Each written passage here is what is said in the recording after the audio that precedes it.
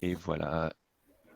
Alors normalement, nous sommes en direct. Bonjour ou rebonjour à tous et à toutes. Pour la plupart, on s'est déjà vu sans doute depuis ce matin. Est-ce que vous m'entendez bien? Est-ce que vous pouvez mettre un petit mot dans le chat? Audrey, a priori, qui était bien connectée sur LinkedIn tout à l'heure, qui m'a envoyé des messages. Nathalie, bonjour. Simon, bonjour. Ok, bon, alors a priori, ça fonctionne. Sinon, j'aurais eu des grands points d'exclamation. Merci à tous d'être venus si nombreux. Alors, on va laisser les 5 premières minutes où je vais refaire un peu la présentation qu'on a eue sur les différents webinaires de la journée. Ça vous laisse le temps de faire une pause café pour ceux qui enchaînent depuis ce matin, 9h30, ou en tout cas qui étaient là à 14h. Et ça laisse le temps au dernier d'arriver. Alors, pour ceux qui ne me connaissent pas encore, qui ne seraient pas venus ce matin, donc moi, c'est Guillaume, je travaille chez les Folies Web. Et du coup, je suis ravi de clore cette journée feu de camp avec vous et aussi avec mes 3 intervenantes du jour dont je vous parlerai juste après. Voilà, on va parler aujourd'hui de fidélisation et de recommandation client. Voilà, et on va vous donner des clés, des conseils, en tout cas, pour booster votre chiffre d'affaires, ou en tout cas pour adopter les bonnes pratiques en matière de fidélisation et de recommandation client. Alors avec moi cet après-midi, j'aurai Juliette Mandrin de elboss.fr qui nous dira un petit mot de ce qu'elle fait juste après. Axel Lenoury de Fiverr aussi qui nous dira un mot. Et Rachel Lesage d'Envie qui vient un peu au pied levé remplacer Catherine Barba qui malheureusement ne peut pas se joindre à nous cet après-midi pour une raison professionnelle. Mais du coup, le webinaire sera tout aussi intéressant, je vous rassure, puisque Rachel a participé aux échanges de préparation avec nous. En intro de ce webinaire, du coup, j'aimerais vous dire un tout petit mot sur les Folies Web, puisque du coup, tout le monde ne nous connaît pas, a priori. On organise des événements partout en France, en présentiel, mais aussi en ligne, des webinaires comme aujourd'hui à destination des TPE, des PME, bref, essentiellement des petites entreprises, avec un objectif, c'est les aider à réussir grâce à Internet. Les petites entreprises, pour nous, c'est à la fois les dirigeants de structures de moins de 10 salariés, mais aussi, comme je vous l'ai dit, les indépendants, les entrepreneurs et les porteurs de projets. D'ailleurs, il y en a sans doute parmi vous. Je vous invite à mettre un petit mot dans le chat. Je vois que vous commencez à le faire. Mettez un lien éventuellement vers votre site. Racontez-nous ce que vous faites. Ça pourra nous inspirer, nous, dans les exemples qu'on prend. Alors, effectivement, vous êtes très nombreux, donc on ne pourra pas forcément tout lire. Mais voilà, n'hésitez pas à nous dire ce que vous faites et qui vous êtes. Et du coup, on organise des événements, comme je vous le disais, en présentiel et à distance. Et si on est capable de le faire et tout ça gratuitement, c'est parce qu'on a 2 super partenaires et plein d'autres aussi qui s'ajoutent ponctuellement, mais on a 2 partenaires réguliers. Le premier, c'est Réussir en .fr, c'est l'AFNIC. L'AFNIC, c'est l'association à but non lucratif qui gère les 4 millions de noms de domaine en .fr. Donc, si vous avez un site internet dont l'adresse est un .fr, a priori, c'est que vous l'avez enregistré auprès d'un registrar qui travaille avec l'AFNIC. Et l'AFNIC propose un programme d'accompagnement qui s'appelle du coup Réussir en .fr, qui est un programme qui aide les entrepreneurs et les petites entreprises à développer leur présence en ligne. Et notre deuxième partenaire, puisque a priori vous les avez déjà eus depuis ce matin, mais j'en reparle quand même, c'est NeoCamino. C'est une solution d'accompagnement et de développement dont la promesse est d'aider les petites entreprises à réussir durablement avec le numérique. Et leur mission, c'est de rendre accessible et efficace le marketing digital pour tous grâce à un accompagnement personnalisé avec des experts. Voilà, j'en ai fini dans la présentation de nos partenaires. Et là, j'aimerais évidemment qu'on prenne un petit moment pour faire connaissance avec Juliette, Axel et Rachel, puisque c'est elles qui ont la lourde tâche cet après-midi de vous parler de fidélisation et de recommandation client, tandis que moi, je serai le maître du temps pour vous assurer que vous soyez à l'heure pour le goûter à 16h. Axel, si tu veux commencer, nous dire un petit mot sur toi, vas-y. Avec plaisir. Déjà, bienvenue et enchantée à tous de faire partie du feu de camp et de clôturer cette session.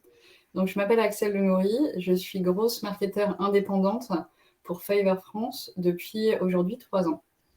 J'ai la chance en fait d'être chargée de la construction et du déploiement de la croissance sur le marché français. Pour ceux qui ne connaissent pas Fiverr, donc Fiverr, c'est une plateforme de freelance qui sont principalement dans les métiers du web et de la création au sens très large. On va du design au graphisme, à la vidéo, à la musique. Vraiment, c'est la création dans toutes ses formes. Et donc Fiverr, on est présent en France et à l'international, dans plus de 180 pays. Donc c'est une grosse structure.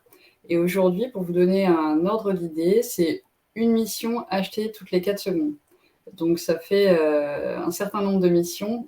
Si on fait les calculs rapides, c'est plus de 8000 services vendus par jour.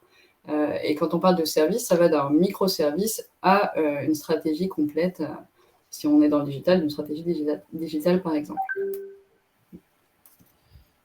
Trop cool, impressionnant ces chiffres. Je les avais pas avant d'arriver, mais je suis content d'en savoir un peu plus. Juliette, est-ce que tu veux nous dire un petit mot aussi sur toi? Donc moi, je suis Juliette Mandrin, je suis la cofondatrice de la plateforme elboss.fr, qui est aussi une plateforme de freelance, mais qui a pour spécificité d'être dédiée à l'entrepreneuriat féminin. Alors évidemment, on prend des hommes quand même, mais on a quand même cette idée de valoriser l'entrepreneuriat féminin. Pourquoi? Pour apporter aux femmes un meilleur équilibre de vie pro et perso par le travail flexible, et surtout offrir aux entreprises un formidable vivier de compétences, donc porté par les talents féminins qui vont du renfort commercial au web, en passant par l'administratif, la compta, etc. Donc, on a développé un outil qui permet de contractualiser l'ensemble de la prestation sur une plateforme. Et puis surtout, on a souhaité mêler le digital et l'humain avec de l'accompagnement, des ateliers qu'on fait très souvent avec vous, les Folies Web d'ailleurs, et on en est toujours très ravis. Et puis, une garantie de paiement, une RC Pro, de la prévoyance. Enfin voilà, l'idée, c'est vraiment d'offrir un outil tout en un cadre ultra sécurisé où les femmes se sentent bien pour mener de front leur vie pro et leur vie perso en toute harmonie. Voilà.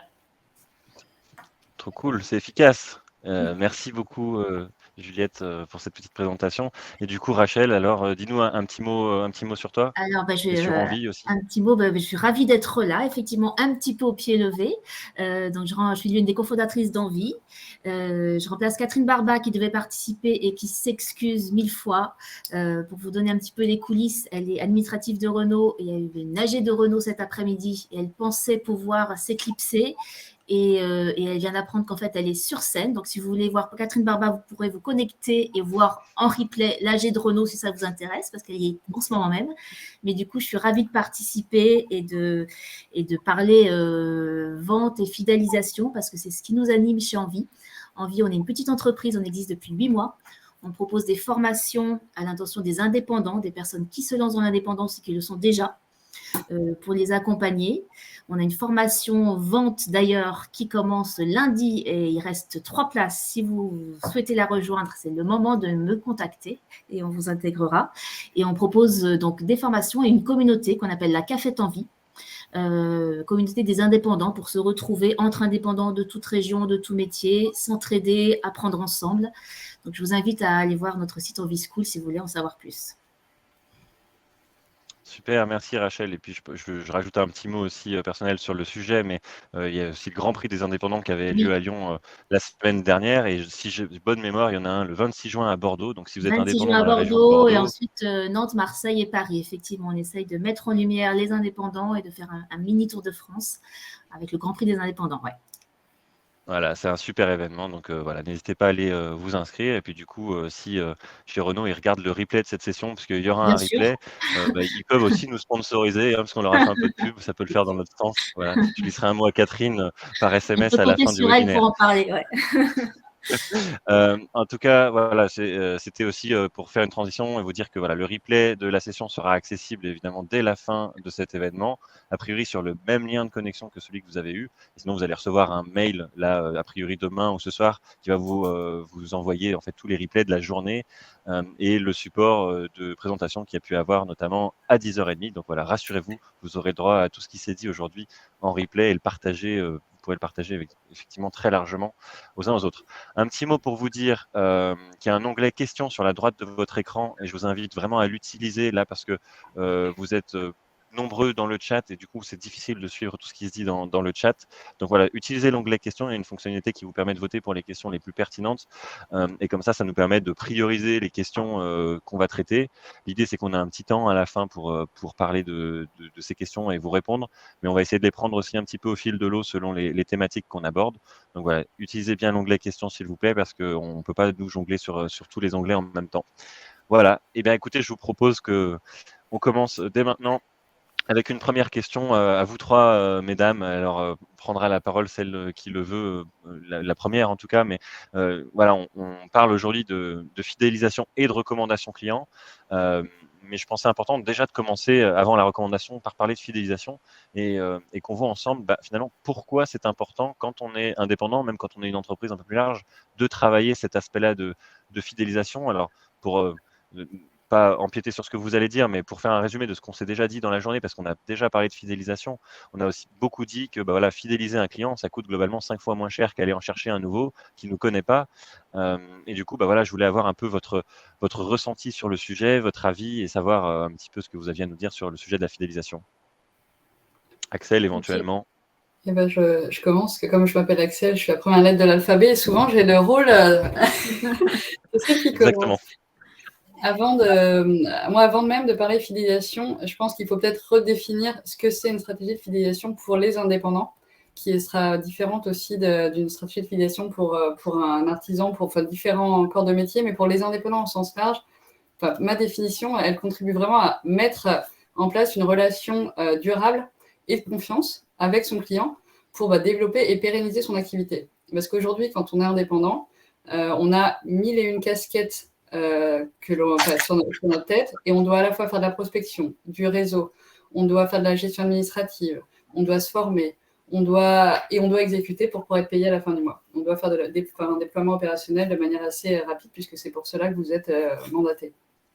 Et donc, pour moi, c'est ultra important, dans un premier temps, de se concentrer sur la première expérience client que vous allez délivrer, parce que c'est elle, en fait, qui va être le socle de votre fidélisation et ensuite de votre recommandation. Et j'aime bien souvent faire l'analogie, moi, avec Airbnb, parce qu'au final, ça fonctionne exactement de la même manière. Vous achetez 2 nuitées sur Airbnb, vous avez effectivement les photos et puis tous les services qui sont associés. Et puis derrière, vous vivez votre expérience de 2 nuitées sur Airbnb. Et quand vous arrivez, vous avez le petit livret d'accueil, vous avez la bouteille de vin, vous avez les petits produits régionaux, vous avez les petits bons ou les bonnes adresses à laquelle vous rendre. Et là, votre expérience, elle est démultipliée. Et vous reviendrez probablement l'année prochaine ou pour les prochaines vacances. Et même, vous irez recommander ce Airbnb à vos proches parce que vous avez passé une excellente expérience. Et en fait, vos attentes, elles étaient juste au niveau des photos et des services. Et en fait, le prestataire a réussi à démultiplier vos attentes et donc à faire de votre expérience une expérience ultra réussie. Et pour moi, en fait, la fidélisation, pourquoi fidéliser en tant qu'indépendant, c'est vraiment pour vous décharger de cette partie prospection et réseau qui est très lourde et qui, au final, met du temps avant de payer ses fruits, de porter ses fruits. Donc, si vous fidélisez vos clients actuels, vous allez forcément gagner énormément de temps et donc être plus rentable et de faire de votre activité une activité pérenne. Oui, la question du gain de temps est essentielle. On dit souvent, j'ai envie que les clients, ce sont des trésors en fait. C'est vraiment au cœur de ton activité d'indépendant d'aller d'une part en chercher de nouveaux et de fidéliser ce que tu as déjà. Tu peux être le meilleur artisan, commerçant, freelance si tu ne sais pas aller chercher des clients et les garder. Mais du coup, tu vas avoir du mal à y arriver, tu vas avoir du mal à vivre de ton activité. Donc, c'est vraiment au cœur de ta stratégie, de ton temps passé aussi. Il faut passer du temps à aller chercher ses clients, à les fidéliser. Et puis peut-être pour revenir un petit peu en arrière, la première des choses à faire, en fait, c'est de délivrer un service excellent, d'être ponctuel, précis, de délivrer ce que tu as promis. C'est peut-être la base, en fait, pour fidéliser tes clients, c'est de faire ça. Et au-delà, de te former aussi. Je ne sais pas, c'est une question peut-être à se poser les uns les autres. Combien de temps tu passes à te former et à te mettre à jour au niveau de ton expertise pour que les clients existants, tu les fasses aussi grandir avec toi, que tu leur apportes toujours quelque chose de nouveau. C'est donc être excellent, continuer à se former et partager, être généreux avec les clients que tu as déjà. Et moi, pour rebondir sur ce que disait Axel tout à l'heure, sur la création de la confiance, être un partenaire de confiance, bien connaître son client, collecter des données à son sujet et les garder en mémoire ou via un outil, puisque parfois, quand on grossit, on a besoin d'outils pour pouvoir collecter ces données, mais les avoir en tête et aller toujours auprès du client en sachant peut-être des choses un peu précises. Tu parlais tout à l'heure, Axel, de petites attentions, mais finalement, ça passe aussi par là avec un client. Si on peut le rencontrer en physique, c'est encore mieux et parler peut-être de choses choses un peu plus personnelles. En tout cas, chez nous, ça marche. Le fait de, voilà, t'étais où en vacances ou comment vont tes enfants, mais ça crée du lien. Et ça, c'est hyper important aussi parce que finalement, on se rend compte qu'on vit les mêmes choses et qu'on sait créer de la valeur ensemble. Voilà. Et puis en plus, je vais un peu plus loin sur la reco dont on parlera après, mais le bouche à oreille, voilà, c'est essentiel en fait et ça passe par une expérience réussie. Ouais. Et Oui, puis en plus, peut-être, ce bouche à oreille, pour excuse-moi. compléter, je te rends la parole, Axel, pas de souci, mais effectivement, on dit souvent le bouche à oreille et on pense effectivement à la relation physique, mais il y a aussi ce bouche à oreille en ligne. Effectivement, les avis clients, on en parle régulièrement et ils font partie intégrante, voilà, de cet aspect de la fidélisation client. Axel, tu voulais rajouter quelque chose? Je voulais rebondir sur la partie écoute client que tu évoquais, Juliette. Souvent, le client vient nous contacter, il a un besoin assez vague, assez peu défini, ou alors il a son besoin, et c'est parfois l'écueil la plus importante, un besoin je veux faire du SEO, donc vous allez partir sur une stratégie SEO, parce qu'effectivement c'était la demande du client, et en soi c'était pas forcément adapté à l'objectif, à son besoin, à la peine, enfin au problème qu'il avait au départ. Donc moi, ma devise, c'est mon parti pris, c'est vraiment de prendre du temps pour comprendre ce qu'il a, c'est quoi son problème, pour essayer d'y répondre au plus juste, mettre en toutes les contraintes qu'il a, les contraintes budgétaires, les contraintes de timing, le contexte qu'il a dans lequel les concurrents, pour vraiment essayer de bien cerner son besoin et d'y répondre au plus proche. Et derrière, une fois que vous avez fait votre livrable, de revalider qu'on est bien en phase sur le besoin initial. Et c'est là, en fait, vous allez valider que l'expérience, en fait, elle a été pleinement réussie et qu'on a atteint les objectifs. Et souvent, une fois que la mission est faite, on s'en va et on fait le bilan, il n'est pas forcément fait. Et donc, c'est là où parfois il y a une déception, une distorsion dans l'atteinte de l'objectif. Donc ça, c'est vraiment très important, je pense, toute la phase écoute des besoins profonds, prise en compte des contraintes du client comme des siennes en tant que prestataire, pour être certaine que ce premier socle, il soit rempli et que derrière, on puisse passer à la fidélisation. Effectivement, il faut répondre aux besoins exprimés et aux besoins peut-être non exprimés, mais qu'on peut ressentir, donc avoir une écoute très fine. Et puis aussi, ce qu'on fait, nous, et utiliser les mots des clients, en fait. Pas balancer son offre de la manière dont on l'exprime, nous, mais rebondir, écouter beaucoup et faire beaucoup d'interviews pour utiliser les mots des clients et calibrer son offre en fonction de ce qu'il exprime aussi. Oui, et puis du coup, peut-être faire vraiment du sur-mesure de l'orfèvrerie finalement pour s'adapter au maximum à son besoin et parfois aller potentiellement lui vendre des choses auxquelles il n'aurait pas pensé. Donc, c'est tout bénéf en fait que d'écouter comme il faut, quoi. Ça me fait penser à quelque chose qu'on disait ce matin sur l'écoute. Effectivement, il faut aller chercher l'information aussi auprès des clients, notamment pour faire évoluer son offre. Ouais. Et on parlait à un moment d'automatisation sur un des webinaires. On se disait, en fait, il n'y a pas d'enjeu à créer vraiment de la relation personnalisée sur l'envoi d'une facture. Par contre, ça va être très intéressant d'aller justement poser des questions au client, lui demander ce qui va pas, comment on peut améliorer, comment on peut passer l'étape d'après et proposer quelque chose de vraiment très précis. Du coup, ce que vous dites là, ça fait écho vraiment à ce qu'on s'est dit dans la journée. Et je pense que ça vous parle aussi, a priori, le fait d'aller construire, faire évoluer son entreprise, son offre avec le client, l'intégrer dans la réflexion. Complètement. Juliette, tu as parlé un petit peu d'outils là. Alors, je voulais qu'on rentre un peu dans le comment effectivement on va fidéliser ses clients, mais effectivement tu as lâché ce mot-clé outils, ça a fait tilt dans mon oreille tout à l'heure en disant voilà, il y a question de savoir en fait qui sont nos clients, de les connaître, a priori d'enregistrer un peu d'informations sur eux. Du coup, est-ce que ça passe par un CRM? Est-ce que tu as d'autres outils, des choses concrètes là comme ça qu'on peut donner aux uns aux autres? Pour revenir un peu sur Elboss, on est une petite société, on vient de faire une levée de fonds, on est 5-6, c'est une équipe qui est en croissance, etc. Donc, on est passé un peu du statut artisanal à je fais tout sur Excel et puis je mets pas encore de KPI parce qu'en fait, je sais pas le faire et puis que j'ai 45 ans et qu'en fait, moi, j'ai pas fait d'école de commerce. Alors du coup, comment je vais faire? Et puis se rendre compte au bout d'1 an et demi d'exploitation que non, c'est plus possible et qu'en fait, mon tableau Excel, il a je sais pas combien de lignes et en fait, je suis pas capable de dire oui, alors en fait, moi, mes clients, ce sont des dirigeants de PME. Voilà. Et en fait, à un moment donné, y compris quand on est un indépendant, alors on peut utiliser en effet des tableurs Excel et je pense que c'est très, très pertinent jusqu'à un certain niveau. Si vous savez le faire ou si vous ne savez pas le faire, n'hésitez pas à vous faire accompagner par des freelances sur Fiverr ou sur Elboss parce qu'on est aussi des super viviers de compétences pour vous accompagner, vous, les indépendants, dans dans votre développement et votre croissance. Mais après, il y a en effet des outils comme des CRM, comme HubSpot ou autres. Enfin voilà, je fais pas de placement de produits, mais qui permettent justement de gérer la relation avec le client, de voir votre pipe en fait de développement, de savoir finalement dans votre prospection commerciale qu'est-ce qui fonctionne ou pas. Parce que parfois, on fait un peu au doigt mouillé. On se dit, alors attends, mon réseau personnel, ça a marché, mais ma prospection sur LinkedIn, est-ce que ça marche? Et puis, les réseaux d'entrepreneurs autour de moi, qu'est-ce que ça donne? Et c'est difficilement mesurable.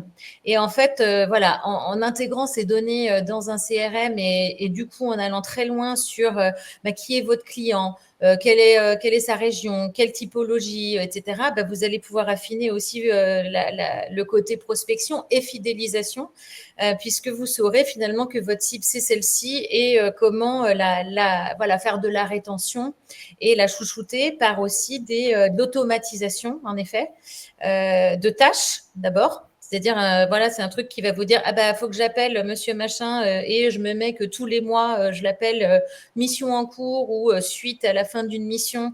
Je ne l'oublie pas et je m'automatise ça. Et en fait, ça va alléger mon cerveau. Et ça, c'est quand même très, très important quand on est indépendant. Et comme le disait Axel, on a tellement de choses en tête que c'est difficile de tout gérer. Donc, l'automatisation des tâches, pour moi, c'est essentiel. Et puis, l'automatisation des relances aussi. Mais pour autant, ça peut être, je passe un coup de fil. Mais vous savez quel est votre processus de fidélisation client et d'échange. Et ça peut être, je vais aller au restaurant avec cette personne ou je vais la rencontrer dans tel événement. Je sais quel est mon processus de rencontre de mon client. Et peut-être pour compléter, je pense qu'il faut se créer son propre mécanisme qui vous convient bien, parce qu'il y en a qui vont avoir plein de petits clients de par leur activité, il y en a qui vont avoir des clients beaucoup plus longs, avec des cycles de vie de 12 mois, et puis on va se réveiller au 11e mois, mince, ma mission s'arrête, oups, j'ai pas de clients, et il va falloir remettre le pied à l'étrier et repartir dans la prospection. Et moi, la manière dont j'opère, c'est en fait, je fais un bilan, il faut oser demander un feedback à son client. C'est ultra important. Donc, sur des missions longues, on va le faire régulièrement. Après chaque livrable, on va prendre le temps de faire un feedback en one-to-one sur comment s'est passée la mission, mais à la fois sur la partie vraiment livrable, mais sur la partie aussi humaine. Comment tu as senti les choses, les niveaux de stress, les délais qui parfois n'ont pas été tenus pour une raison X ou Y, mais vraiment y aller de manière très libre pour aller récolter du feedback, parce que vous, en tant qu'indépendant, c'est ultra nécessaire pour progresser et pour vous améliorer, et derrière pour pouvoir délivrer au plus proche, améliorer en continu en fait votre performance. Donc ça, c'est ultra important. Et après, de formaliser ce feedback, donc avec votre client, en lui demandant des avis. Je vois dans le chat là qu'on parle d'avis Google, d'avis Facebook, de reco LinkedIn. Ultra important de demander vos clients. Ils ne le feront pas par eux-mêmes parce qu'eux aussi, ils ont mille et une choses dans la tête. Et si vous leur demandez pas un feedback, ils ne vous le feront pas.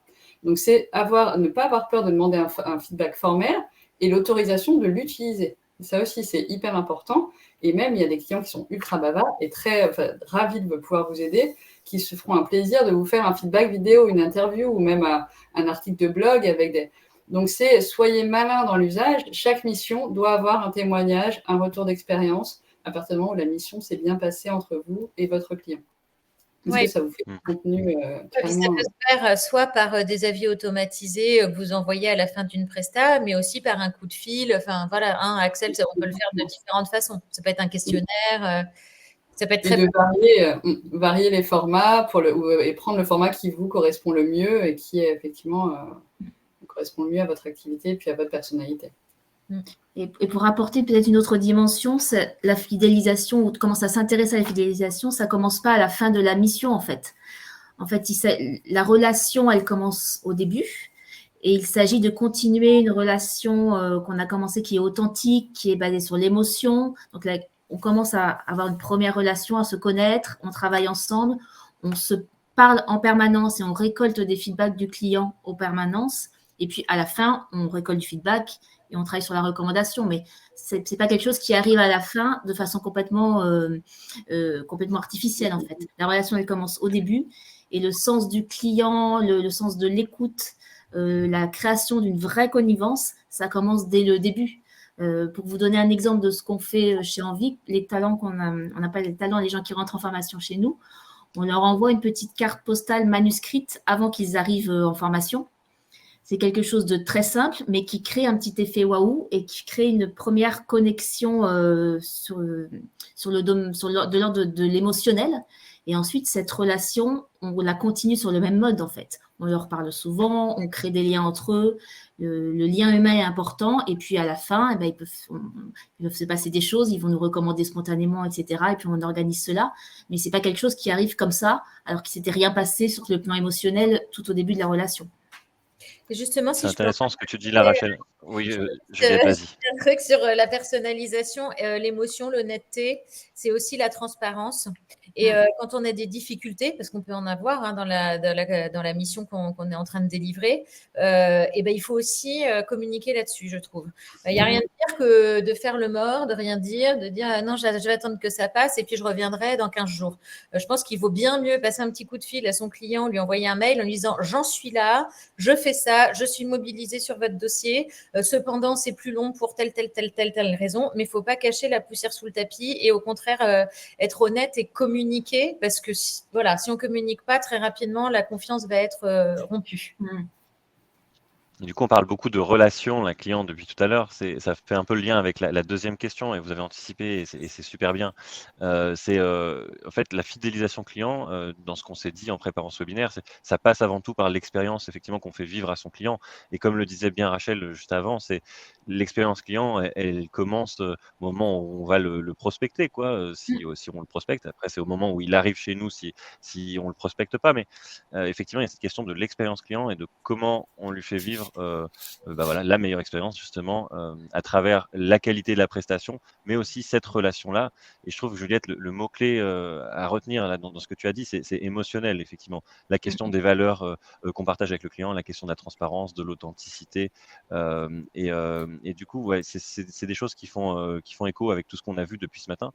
Mais du coup, voilà, ma question, c'était comment on fidélise ses clients, quels sont vos conseils? Donc j'entends bien, il y a cette question-là, cette question qui n'est plus une question, mais ce pan-là qui est la relation client, créer quelque chose d'un petit peu unique.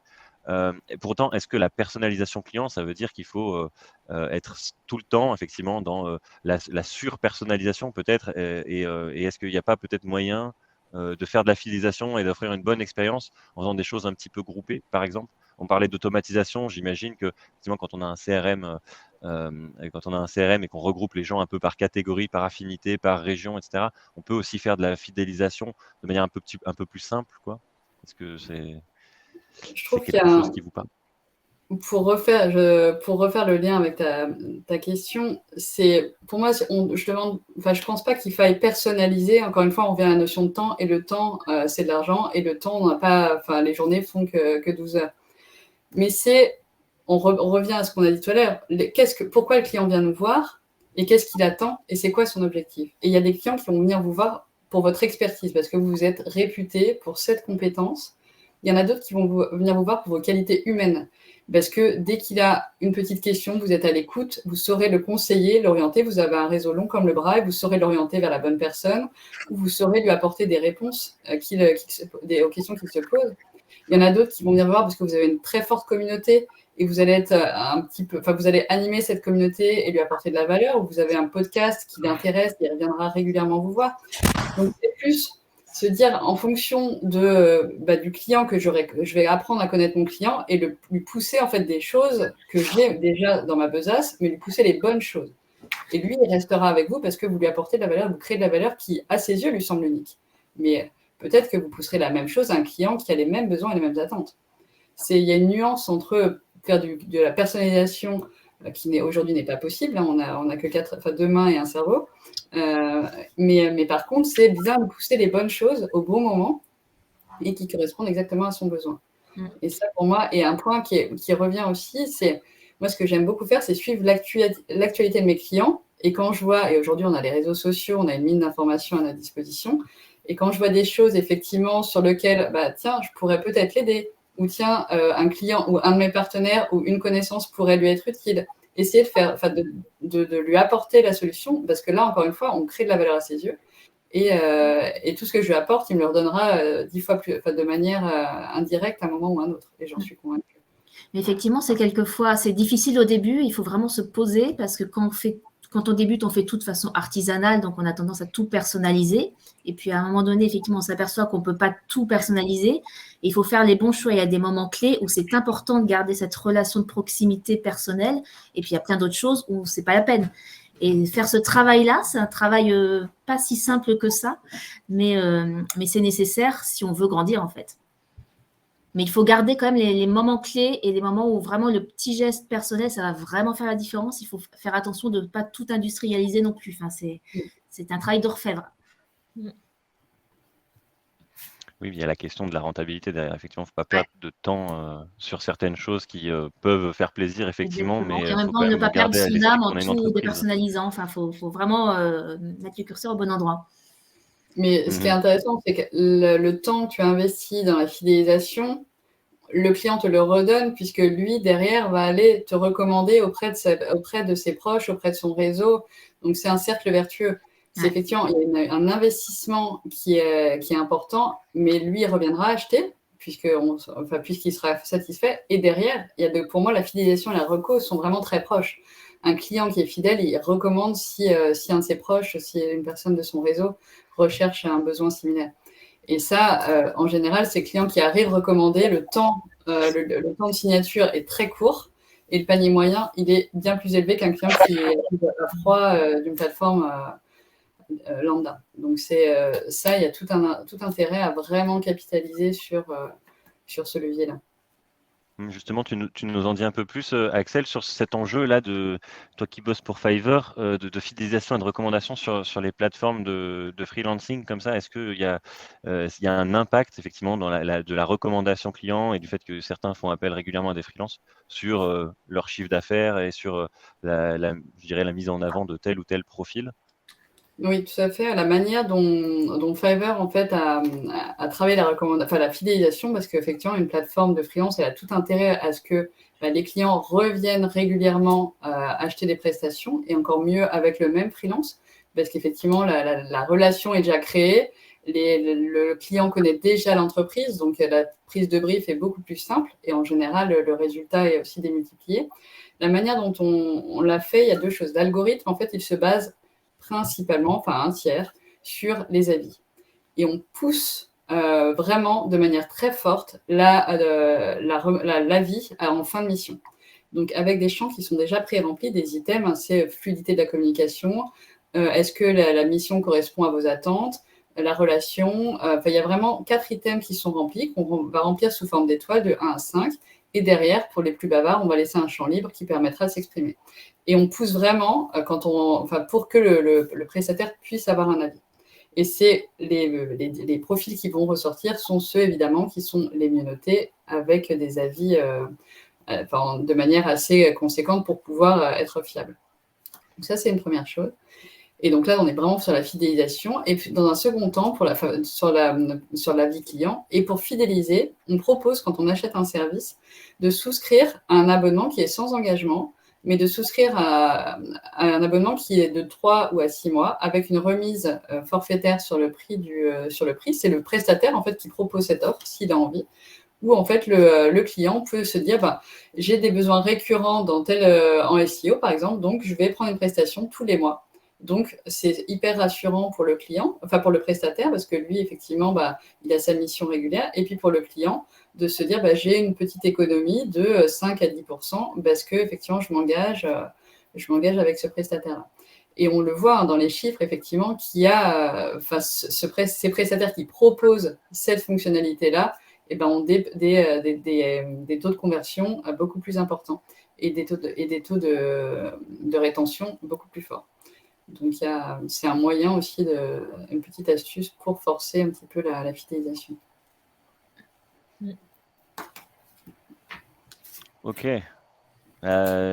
Juliette, toi, tu nous as un peu parlé de ce que vous avez mis en place chez Elboss. Enfin, tu nous as parlé effectivement du CRM pour justement engranger un peu de la data, j'aime pas trop le terme de data là, mais de l'information utile sur tes clients et sur tes prospects. Est-ce que tu as d'autres leviers comme ça de fidélisation client, des choses à nous Après, ce qui partager peut être, oui, qui peut être facile à mettre en place? Ouais, c'est de leur envoyer du contenu dédié et de faire en sorte que tes contenus mailing ou newsletter leur parlent. Donc, quoi de mieux que voilà, pour un client, il a besoin qu'on lui parle de lui. Et donc, lui, par exemple, lui proposer des cas pratiques où il va se reconnaître dans un besoin parce que, bon, en tout cas, chez Elboss, on a des clients, avant qu'on les rencontre, ils ne se rendaient même pas vraiment compte de leurs besoins, en fait. Ils ne savaient même pas que ça existait. Et il y a plein de PME, et j'imagine aussi beaucoup de clients voilà, d'indépendants, qui n'imaginent même pas tout ce que les indépendants peuvent leur apporter, en fait. Et donc aujourd'hui, ces outils de newsletter, de mailing, de communication, de contenu dédié sont importants. Et donc, c'est en effet, en les connaissant bien, on ne va pas envoyer les mêmes infos à des grands comptes qu'à un dirigeant d'une PME de 30 personnes, par exemple. Donc, c'est essayer de segmenter un peu ces cibles et ces outils pour aller envoyer du contenu le plus personnalisé possible. Puis après, il y a autre chose que je fais moi pour voilà, certains clients que je connais bien et parce que voilà, nous, on a un peu les mêmes choses que vous chez Fiverr. Hein. On s'inspire bien sûr de tout ce qui existe aussi déjà, mais on a des doubles avis en fait. C'est-à-dire que nos bosseuses vont aller aussi déposer des avis sur la mission. Et on trouvait que c'était pas très juste qu'il n'y ait que les clients qui puissent le faire. Alors on se dit, on va on va le faire dans les deux sens. Et donc les clients sont aussi noter. J'aime pas ce mot de note, mais en tout cas, ils ont aussi voilà, des étoiles en fonction de comment la prestation s'est passée. Aujourd'hui, nous, on a 70% de récurrence de nos missions, donc on voit bien que c'est plutôt très positif. Et donc, qu'est-ce que je disais? Je me suis perdue. Parfois, ça arrive. Donc, sur le contenu dédié, ah mince, qu'est-ce que je disais sur où est-ce que je voulais arriver? J'essaye de suivre, mais tu Pardon, as jonglé un petit peu. Mais... Ouais, que on a aussi des clients qui ont besoin qu'on leur présente en fait des cas pratiques pour qu'ils se rendent compte qu'en fait, c'est une super réponse à leurs besoins. Et donc, c'est aussi le rôle des indépendants que d'aller déclencher chez eux cette prise de conscience en disant, voilà, moi, je fais ça et forcément, vous, aujourd'hui, vous avez un site Internet, vous avez besoin d'un audit SEO, enfin, des choses comme ça qui soient hyper personnalisées. On se rend bien compte que d'envoyer du mailing comme ça ne marche pas. Donc, pour le côté fidélisation, prospection, etc., je mélange un peu les choses, mais c'est vraiment aller trouver l'icebreaker, l'accroche pour dire à la personne, moi, je m'intéresse à vous, je sais ce que vous faites, et créons en effet cette relation de confiance qui fera que je répondrai le mieux à votre besoin. Et derrière, en effet, travailler cette relation client par ses avis, par ce contenu dédié, par du push, pourquoi pas de profil en disant, il y a 3 mois, vous avez travaillé avec tel ou tel freelance, peut-être que telle ou telle personne pourrait vous intéresser parce que ça découle du besoin précédent, enfin des choses comme ça en fait. Et pour compléter, parce que j'ai fait pas mal de contenu avant d'arriver au Folies Web, et je pense qu'il y a un des leviers intéressants dans la création de contenu, c'est au-delà du témoignage client, tu parlais de cas pratique, c'est aussi voilà, l'étude de cas, c'est qu'est-ce que j'ai fait pour ce client qui vous ressemble un petit peu, qui peut avoir une problématique similaire, et du coup qui démontre à la fois l'expertise et le résultat concret, ou en tout cas ce qui a été mis en œuvre. Et ça, je pense que c'est des choses qui sont, ça demande un peu de temps, mais c'est assez facile à faire. Et du coup, toi, Juliette, ou Axel, ou Rachel, vous avez sans doute un avis sur la question, parce que effectivement, on parle d'adresser des contenus très personnalisés ou un peu moins personnalisés. Il y a aussi la question des réseaux sociaux. LinkedIn, aujourd'hui, j'ai le sentiment que pour les indépendants, c'est essentiel, pour les freelances, justement, parce qu'ils vont pouvoir mettre en avant leur expertise. Mais c'est des choses qui prennent du temps. Je ne sais pas si vous avez l'occasion d'expérimenter, de créer des publications LinkedIn, etc. Mais comment vous arrivez à prioriser finalement voilà, le bon canal de communication? Ce qu'on se disait ce matin avec Valentin Decker sur le premier webinaire, c'est qu'a priori, il y a plein de leviers à notre disposition, mais finalement, comment choisir le bon? Parce qu'on n'a encore qu'une seule tête et 2 mains, comme disait Axel. Ce n'est pas possible de tout faire. Le bon, c'est celui où sont nos clients, pour le coup, et celui avec lequel on est à l'aise. Si on n'est pas à l'aise avec l'écrit, peut-être que LinkedIn, ce n'est pas le meilleur. Donc, il y a ces deux dimensions-là. Et puis, avant de se lancer sur un canal, il faut effectivement être bien conscient de ce que ça demande, parce qu'une fois qu'on y est, si on poste une fois tous les 2 mois, ça ne sert absolument à rien. Donc, il faut se poser ces questions-là avant d'y aller. Et juste pour rebondir, et puis je vois une question d'Edouard là qui dit est-ce que délivrer plus que ce qu'on a devisé est un gage de fidélisation? Effectivement, pour fidéliser, on peut aussi donner ou offrir de la valeur en plus que ce qu'il y a dans la relation commerciale. Et il y a certaines choses, mais ça reboucle avec ce que disait Juliette, certaines choses qui ont beaucoup de valeur pour nos clients et que nous, on va produire de toute façon. Donc, c'est bien de leur donner parce qu'on pense que c'est judicieux pour eux à ce moment-là. Mais c'est quelque chose qu'on aurait produit de toute façon, donc qui nous coûte peu ou pas beaucoup. Et ce qu'on fait aussi beaucoup, nous, c'est de la mise en relation.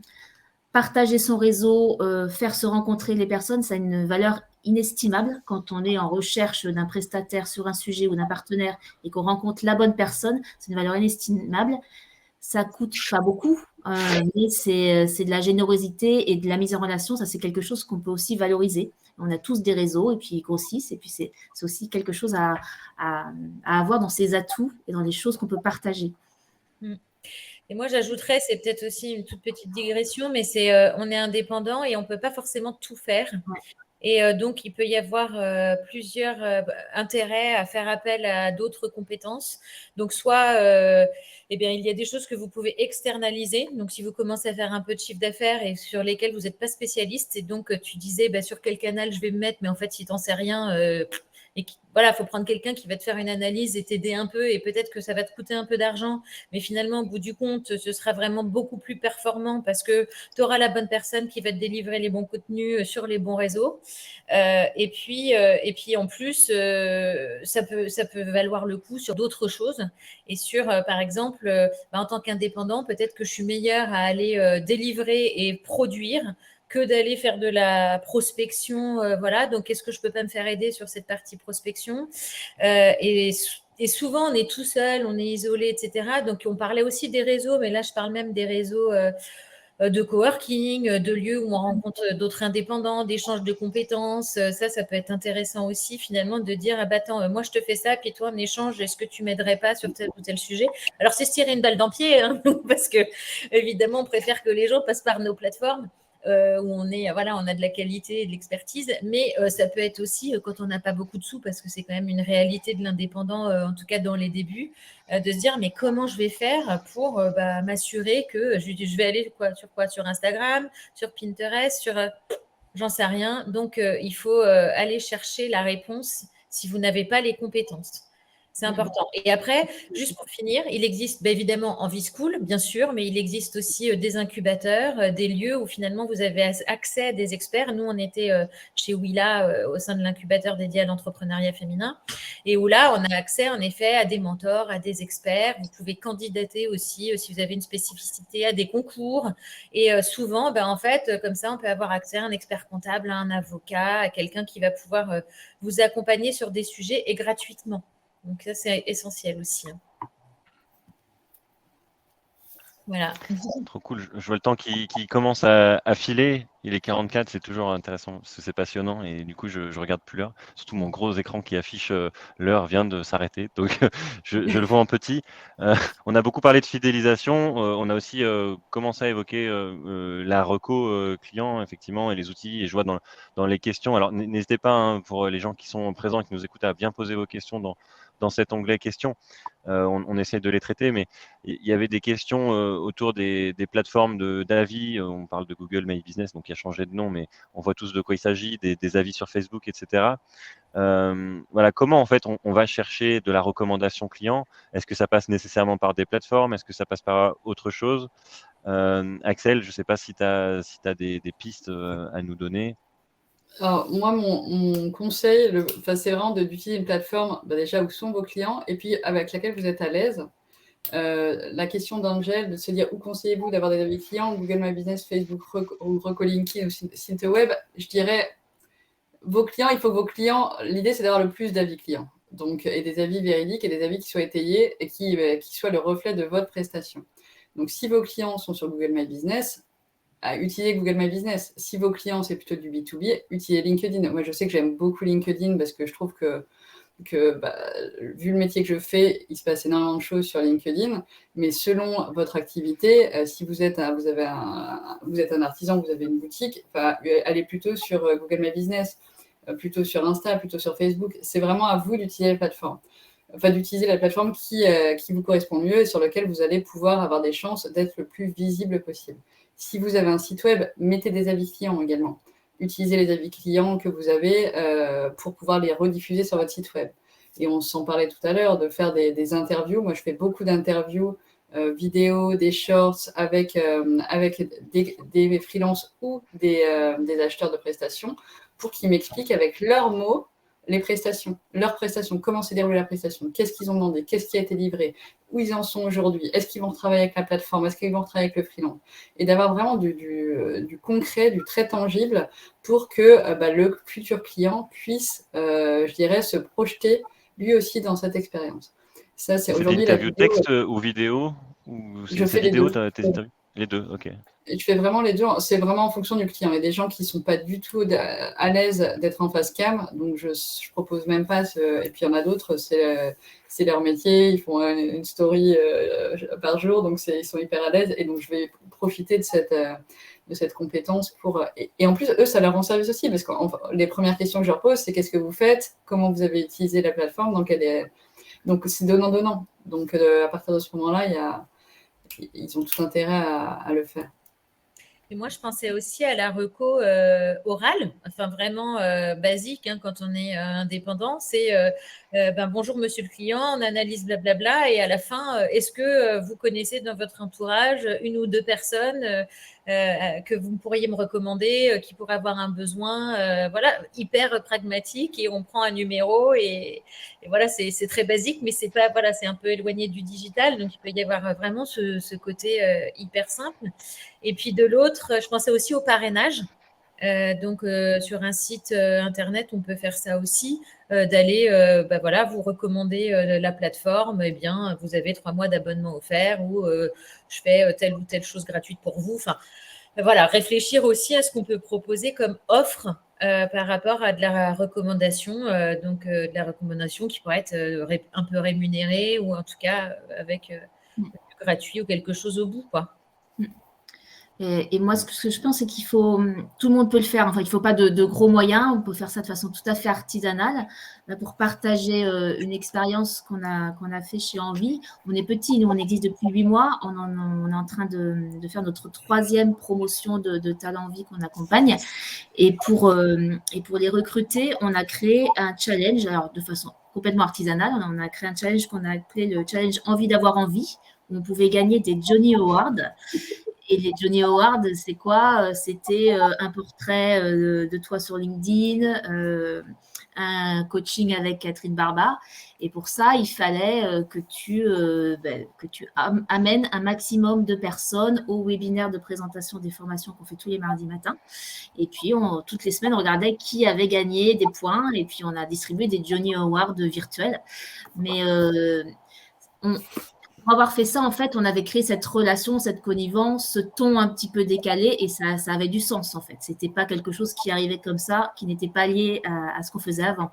Et c'était chouette parce qu'on a eu plein de posts LinkedIn spontanés ou moins spontanés, mais on a eu beaucoup de gens qui sont arrivés grâce au réseau des alumni. Et on continue cette relation-là, on essaye. Ça demande un peu de temps quand même, effectivement. Là, ça va parce que vous êtes un peu nombreuses dans l'équipe et je pense que du coup, ça doit être que des actions ponctuelles si c'est des actions faites par des indés, effectivement, parce que ça demande quand même un peu de temps d'organisation et qu'à côté, il y a le très peu, au final, très peu. C'est 3 emails et puis un petit peu d'animation et 2-3 idées quand même. Et puis après, on n'a pas cité, nous, on utilise Trustpilot aussi pour donner son avis. Et Trustpilot, on peut l'embedder dans son site internet et voir les avis qui arrivent. C'est pas mal. Oui, c'est intéressant. Ça fait un peu le lien avec la question de Cocoé là qu'on a. Et Axel, je te rends la parole. Mais est-ce qu'il y a un moyen plus rapide et plus efficace que de demander des recommandations sur Google ou Facebook, etc. Parce que effectivement, les recos sont segmentés chacune de leur côté. Et du coup, effectivement, on ne peut pas transférer, par exemple, les avis qui sont sur Trustpilot sur Google My Business et idem sur LinkedIn, Facebook, etc.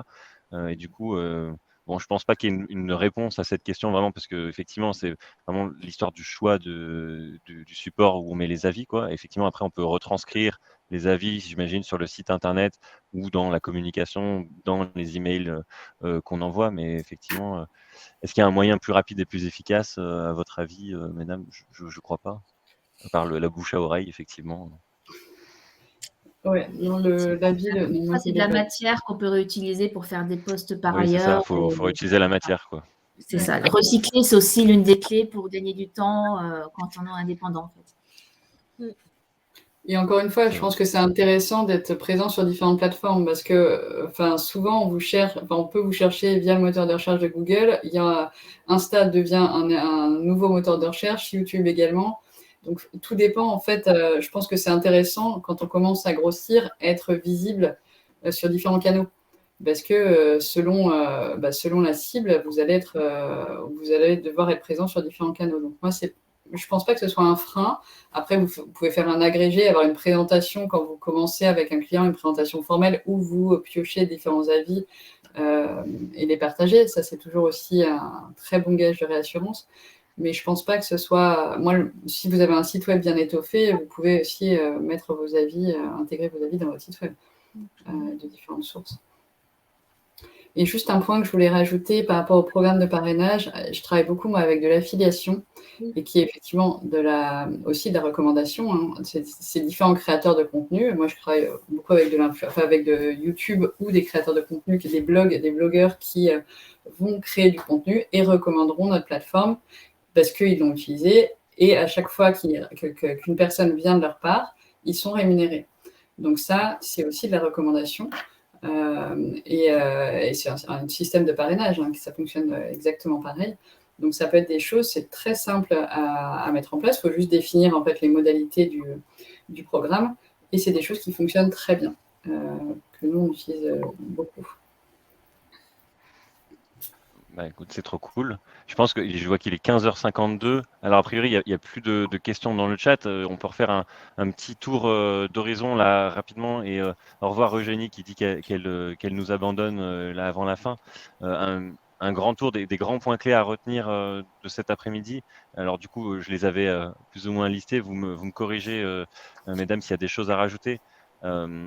Merci Juliette d'ailleurs d'avoir ajouter des éléments dans cette liste. Mais donc la première des choses à retenir sur la fidélisation, en tout cas, c'est d'aller créer une expérience client qui soit mémorable, on va dire, unique.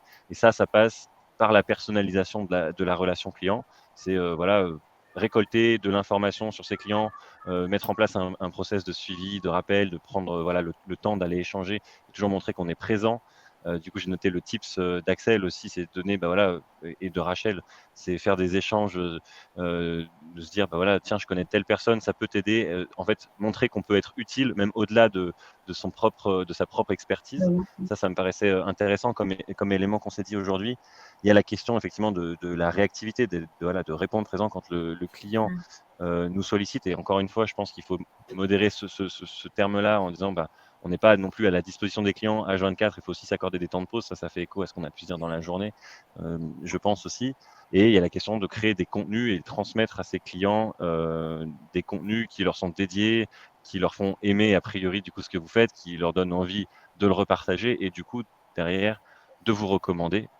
Il y avait la question de la proximité aussi, Juliette, dont tu as parlé. Le coût du resto, c'est sympa, un resto, une soirée, les inviter à vivre aussi autre chose, qui ne soit pas 100% du travail, quoi. Ça peut être des choses chouettes.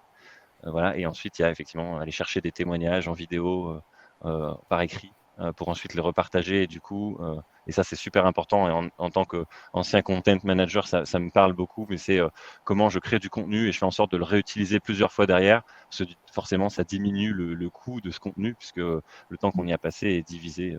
Je pense que c'est les grands points qu'on a abordés et qui sont plutôt chouettes. Est-ce que j'ai oublié des choses, à votre avis? Une petite dimension, Vas-y, Michel. Une petite dimension qu'on n'a pas mentionnée, c'est oser et avoir le courage d'aller chercher aussi des opinions de clients qui, a priori, ne sont pas contents ou sont très silencieux. Parce que quelquefois, effectivement, ça va nous faire gagner énormément de temps. Si on arrive à retourner un client pas content en client content, là, ça a une valeur énorme. Je crois qu'il y a des stats. Ils ont un client qui est satisfait après avoir vécu une déconvenue. On parle à X personnes, beaucoup plus qu'un client qui était satisfait au départ. Donc, oser aller chercher ce contenu-là. Et ce que Catherine dit toujours, c'est qu'un client qui nous parle toujours, en fait, ça a beaucoup de valeur, en fait. Même s'il n'est pas content, s'il nous dit des choses qu'on n'a pas envie d'entendre, ça va nous faire gagner beaucoup de temps. Et justement, du coup, je rebondis sur le côté récurrence des échanges. C'est vraiment mettre dans ces processus des temps de rappel des clients, soit en cours ou qui sont placés. Mais s'obliger à se mettre des tâches. Si ce n'est pas dans un CRM, vous avez un agenda et vous mettez vos tâches où une fois par mois, vous rappelez vos clients pour savoir où ils en sont, qu'est-ce qu'ils font, quels sont leurs besoins. Organiser ce rituel. Si on l'automatise pas un tout petit peu, on oublie. Il faut absolument le travailler de façon un petit peu industrielle, j'ai envie de dire. Et une anecdote, moi j'ai un de mes banquiers qui m'appelle tous les ans, le jour de mon anniversaire à 20h30. Ah ouais. À chaque fois, je ne réponds pas parce que je ne suis pas disponible, mais à chaque fois que j'écoute son message, je pense à lui et je vais revoir ces comptes-là que je n'ouvre jamais et je me dis, tiens, effectivement, il n'a rien à me vendre, c'est juste, il me souhaite mon anniversaire. Et je trouve ça très malin. Faudrait pas que tout le monde le fasse, mais je sais que c'est lui qui m'appelle et je trouve ça vraiment très smart et c'est le seul moment où on discute parce que souvent je le rappelle pour X, mais ça entretient la relation et je trouve ça très malin de sa part. Et l'entretien de la relation, elle est vraiment, c'est ultra important. C'est vraiment très, très clé parce que vous entretenez, vous conservez le lien avec le client et c'est certain que le jour où il aura besoin, il vous rappellera. Et un dernier point, peut-être, on n'a pas parlé de surprendre son client, mais effectivement, il y a le fait de surprendre le client. Ça, c'est un effet très positif et qui va amener que du plus dans l'expérience vécue. Et je pense que le fait de le surprendre, il sera d'autant plus fidèle et il vous recommandera parce que vous lui avez apporté plus de valeur que ce qu'il attendait. Et donc, le côté surprenant peut être vraiment un effet de levier. Merci. Je ne sais pas si vous m'entendez, je viens d'avoir un problème de casque en live. Parfaitement, c'est bon. Ça fait la fin. Merci mesdames pour ce partage. J'aimerais juste du coup redire un petit mot pour les gens qui sont encore avec nous. Du coup, on a fait des publications toute la journée sur LinkedIn et là j'ai mon collègue Camille qui vient d'en faire une. Je vous ai partagé le lien dans le chat. N'hésitez pas à aller mettre des commentaires, dire ce que vous avez pensé. Justement, on a besoin de vos feedbacks sur cet événement de feu de camp qui a duré du coup toute la journée depuis 9h30. Je vous mets aussi le lien là dans le chat évidemment avec toutes les offres de nos partenaires, donc une offre spécifique d'Envie, effectivement Elboss et puis de Axel et Fiverr. Donc voilà, n'hésitez pas à regarder ce qu'il y a sur cette page-là et puis évidemment un petit questionnaire de satisfaction que vous pouvez remplir. Et comme je disais tout à l'heure, on vous enverra évidemment un replay pour revoir toutes les sessions de la journée si vous n'avez pas pu assister à tout. Merci encore, Axel, Juliette, Rachel, pour vos bons conseils, pour le temps que vous nous avez accordé. Voilà, et j'en profite aussi pour remercier l'équipe des Folies Web qui nous écoute en partie et qui a œuvré aussi, parce que voilà, moi je suis un peu dans la lumière là, mais il y a aussi d'autres personnes derrière qui ont travaillé sur cet événement.